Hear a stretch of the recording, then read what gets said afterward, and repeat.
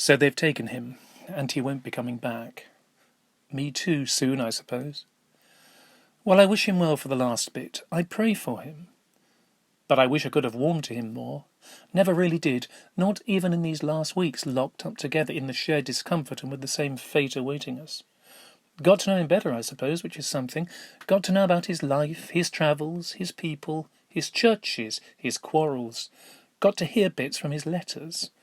Not sure I could follow it all, but there's good stuff there, and sometimes, to give him credit, it sings.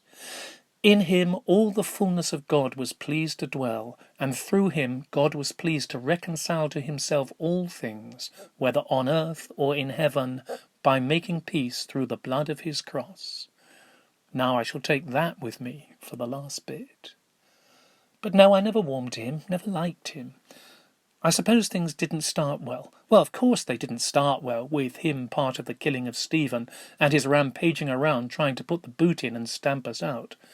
But I mean, even after he changed his mind, blinding bright light and all, could we trust him? Was he okay? He wasn't one of us, not one of the originals, hadn't known Jesus at all. Brother Saul was all very well from Ananias, yeah, and the baptism, but still... And he was such a troublemaker, so in your face, really stirred it. Zeal for your house eating him up, you could say, I suppose, and putting his friends at risk, actually. Bet the Damascus lot were glad to get rid of him back off home, and off all our backs for a decade or so. The 2 weeks he'd stay with me in Jerusalem were a bit, demanding, shall we say. But then that very unpleasant scene in Antioch. The arrogance, really, telling me I got it all wrong. Who did he think he was? Some Johnny-come-lately Tarsus tent-maker. We'd heard what he and Barnabas said about Titus not having to be circumcised. OK, and we were happy for him to do his stuff away off with the Gentiles. But then to tell us dealing with Jewish congregations that we got it wrong? I've been a bit hasty in eating with Gentiles. In principle the right thing to do, but some of the brethren just couldn't take that step. And should we have risked the whole shebang at that stage on a point of principle? Compromise is not a dirty word. Not always. And he had the gall to pull me up on it. Actually, he reminded me of it a couple of days back, and he laughed, said, let bygones be bygones. I didn't laugh. But I should have.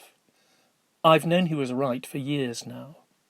We were trapped in a mindset that couldn't see that being the chosen people meant something both smaller and bigger than we supposed. That the history of Israel goes beyond Israel, and that Jesus, a good son and king and Messiah of Israel, is for the whole world, for the whole universe. Now that's something to laugh about. And I'm laughing too that the differences between the two of us, we're very different people after all, have done nothing to prevent us doing the last bit for the sake of the same Lord. Ah, here they come. And me now, the last bit.